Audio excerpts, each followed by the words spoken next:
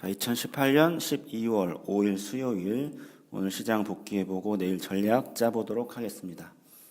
자, 오늘 시장 어제 미국 시장의 급락, 다우가 무려 799포인트가 빠졌고 나스닥이 283포인트가 빠져서 오늘 아침에 이제 우리 시장도 좀 갭락하나 했는데 다행히 오늘 우리 시장은 선물로 기준해서 약 269.9포인트로 미국이 약 3% 정도가 빠졌는데 약 1.5% 정도 하락을 해서 시작을 했습니다. 그렇게 시작을 해서 종가는 그런데 이제 271.9포인트로 약 마이너스 0.9%까지 이제 되반등을 시켜놨죠. 그래서 이제 오늘 하루짜리 캔들만 보면은 롱바디 형태의 이런 캔들을 만든 것을 볼 수가 있었습니다. 미국장 대비해서는 이제 굉장히 이제 선방했다고 좀 할 수 있겠죠. 이렇게 이제 급락한 날 혹은 급등한 날은 저희가 이제 파생 시장에서는 양매도가 아닌 이제 양매수 전략을 좀 세워 드리는데 이런 양매수 전략이 유효한 날이 바로 이렇게 변동성이 급등한 혹은 급락한 날에 이제 기회가 온다라고 말씀드렸습니다. 근데 생각보다 미국이 3%가 빠졌음에도 우리가 좀 덜 빠져서 생각보다 수익이 많이 나진 않았어요. 그래서 어제 오버나이트 한 옵션을 오버나이트 하신 분들은 풋 외가로 오늘 시가가 약 한 140% 정도 수익이 났고 이제 ELW 하신 분들은 시가로 매도를 하셨던 분들이 아마 한 80% 정도 수익이 난 것으로 알고 있는데 물론 당연히 이제 양매수기 때문에 반대쪽에 이제 콜도 저희가 베팅을 하는 거죠. 이제 콜 같은 경우는 옵션이 약 마이너스 60%, ELW가 마이너스 50% 반토막 정도로 시작을 했습니다. 하지만 이제 양매수기 때문에 이걸 이제 합성을 하는 거죠. 합성을 해서 이렇게 썸을 해서 남는 차액을 먹는 전략인데, 그래서 이 전략을 계속해서 지금 펼쳐드리고 있는 상태이고 오늘도 3대2로 일단 오버나잇을 해놓은 상태입니다.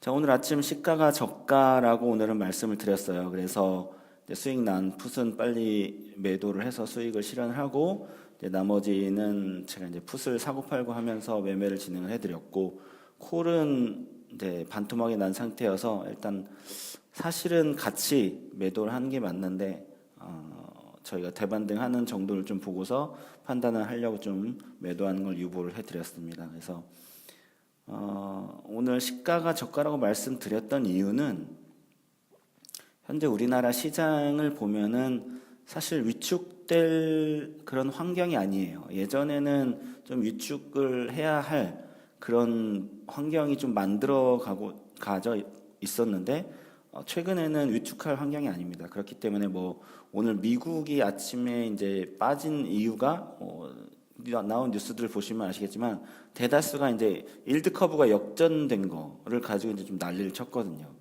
근데 이게 뭐 제가 말씀드렸듯이 어제 미국 장이 급락한 명분 쌓기, 그냥 명분으로만 하기 위한 이야기다라고 말씀을 드렸고, 물론 이 일드 커브가 역전이 된 게 길게 나타나면 문제가 됩니다. 문제가 되는데 이걸 가지고 오늘 우리 장이 빠질 거다라고는 말을 할 수가 없는 이유였거든요.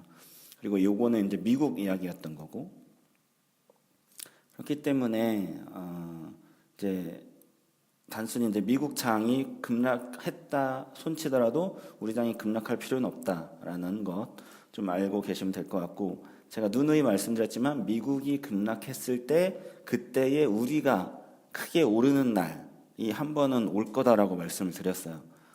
그런 날이 좀 오기를 계속 기대를 하고 있고, 우리 시장 같은 경우는 이제 원화 선호 시장으로 좀 바뀌어가고 있는 게 또렷이 좀 나타나고 있습니다. 그래서 원달러도 이제는 우리가 이제 뭐 1150원 만에 이런 얘기를 했었는데 지금 오늘 1114원으로 마감을 했어요. 그래서 1110원대까지 떨어져 있고 이 부분이 이제 1100원대까지로 이제 그쪽 방향으로 가는지를 좀 지켜보시면 될 것 같고, 또 이번 주에 금요일인데요. 이제 7일에 50년 만기 50년물 국고채가 발행이 됩니다. 그래서 약 6천억 정도 우리나라에서 이제 발행을 하는데, 이게 이제 원화 시장이 이제 원화가 강세로 나타날 때 이제 할 수 있는 전략 중에 하나고, 그래서 이 국고채를 판매를 했을 때 이제 판매가 어느 정도 되는지, 다 팔리는지 이런 것도 한번 체크를 해보시면은 더 좋을 것 같습니다. 그래서 올해 이 50년물짜리 국고채를 4번을 보통 판매하는데,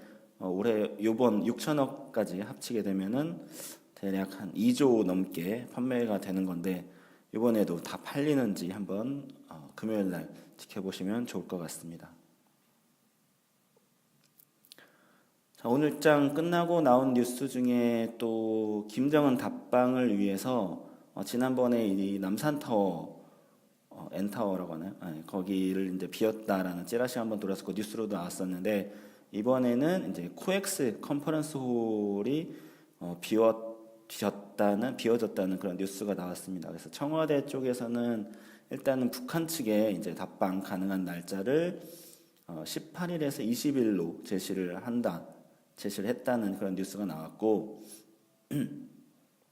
적어도 이번 주 안으로는 이제 북한에서 오케이 가겠다라고 이제 답변이 와야 이제 18일에서 20일 날 이제 우리가 이제 행사 진행을 위해서 준비를 할 수 있다라는 이야기가 나와 있습니다. 그래서 내일은 이런 대북주들, 사실 제가 이제 그 미국 협상 이번 주말 전이었죠. 전주에 이 미국 중국 협상이 끝나면 트럼프가 이제 북한과의 협상을 좀 준비를 할 것 같다라는 그런 기대감을 갖고서 대북주를 좀 매매를 하고 싶다라고 말씀을 드렸었는데, 그래서 사실 좀 빠져라라고 이제 기다렸었는데 안 빠지더라고요. 그래서 기대감이 저뿐만 아니라 다른 투자자분들도 크기 때문에, 기대감이 역시나 컸기 때문에 주가가 좀 빠지지 않고 탄탄하게 이제 받쳐져 있는 모습을 볼 수가 있었고, 그래서 일단 내일은 이 뉴스가 이제 이번 주에 나올 뉴스이기 때문에 내일은 추경 매수를 좀 할까도 생각을 하고 있습니다. 그래서 이런 것 기억해 두시면 좋을 것 같고, 만약에 김정은이 이제 답방을 한다라는 게 뉴스로 나오게 되면은 당연히 재료 노출입니다. 당연히 재료 노출이기 때문에 절반 이상은 무조건 사게 되면은 절반 이상 무조건 매도를 해서 뭐 손절을 하시던 익절을 하시던 무조건 반 이상은 매도를 하는 전략까지 짜놓도록 하겠습니다. 종목으로는 뭐 대표주인 뭐 현대엘리베이나 뭐 현대로템, 현대건설 이런 약간 옐로우칩 성격의 무거운 종목보다는 일단 날짜가 좀 짧기 때문에 좀 가벼운 종목들로 준비를 해서 단기간에 좀 승부를 볼 수 있는, 수익률을 높일 수 있는 그런 종목들로 좀 준비를 하시면 좋을 것 같고요. 그리고 또 이제 어제 이야기를 드렸던 그 제주도의 영리병원 허가가 외국인을 대상으로만 하는 조건부 허가가 오늘 났습니다. 그래서 뭐 성형외과, 피부과, 내과, 가정의학과 이렇게 4개의 진료만 가능하다고 하는데, 이게 뭐 처음이 어렵지 두세 번째는 이제 쉬워지는 거잖아요. 항상 모든 일들이 대부분 그렇지만, 그렇기 때문에 처음이 어려운 건데 이제 일단 허가가 났습니다. 그렇기 때문에 이게 잘 된다는 소식이 전해지거나 이렇게 되면은 뭐 후죽순 생기겠죠. 네, 생길 거라고 생각을 하고, 또 이제 그 제주도의 녹지국제병원 투자처가 뉴스를 좀 찾아보니까 이제 중국 자본이더라고요. 중국 부동산 회사 중에 이제 녹지그룹 쪽에서 자회사에서 이제 투자를 한 건데 약 780억 정도 투자를 했다고 합니다. 그래서 결국은 중국의 자본이 이제 제주도에 또 하나의 자리를 좀 차지한 것 같고, 또 이러한 부분이 어떻게 우리나라의 의료 시장에 어떻게 파생이 되어질지도 좀 귀추를 주목해야 하지 않나 싶습니다. 이런 부분도 하나 좀 체크를 해보시면 좋을 것 같고, 오늘 미국장은 국가 애도의 날로 좀 쉬게 됩니다. 그래서 오늘 밤은 좀 일찍들 주무셔도 될 것 같습니다. 그래서 이 영향으로 내일 우리 시장에서 어떤 식의 이제 시장 전개가 되는지를 살펴보셔야 되는데, 제 생각에는 내일도 좀 세력주들이 맘 놓고 이렇게 널뛰지 않을까 생각이 돼요. 그래서 요즘에 이제 상승 급등한 종목들 순위를 좀 보시면은 대다수 세력주들이 굉장히 좀 널뛰고 있습니다. 그래서 세력주는 장이 안 좋을 때 보통 널뛰는 게 특징이죠. 그래서 최근에 이제 이낙연 지금 현재 국무총리부터 이전 이제 황교안 총리 그리고 뭐 반기문 전 유엔 총장까지 이제 차기 대선 주자들 관련주들 지금 대선 관련주들이 좀 널뛰는 모습이 보여요 시장에.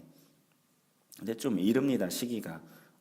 총선도 좀 아직 끝나지 않았는데 벌써부터 대선 관련주들이 널뛰고 있긴 한데 그냥 돈놀이에요. 이건 그냥 돈놀이기 때문에 뭔가 이유가 있는 것도 아니고 돈을 들여서 어떤 종목을 픽을 하고 그걸 매집을 한 후에 그냥 이유 없이 올리는 겁니다. 이유 없이 올리고 이걸 이유를 만들어서 이번에 뭐 황교안과 이낙연이 뭐 여당 야당 쪽에 뭐 1위다 뭐 반기문이 뭐 들어올 것이다 뭐 이런 것들 찌라시 하나 내면 되는 거거든요. 그러면 개미가 개인 투자자들이 달라붙게 되고 뭐 그런 걸 활용을 하는.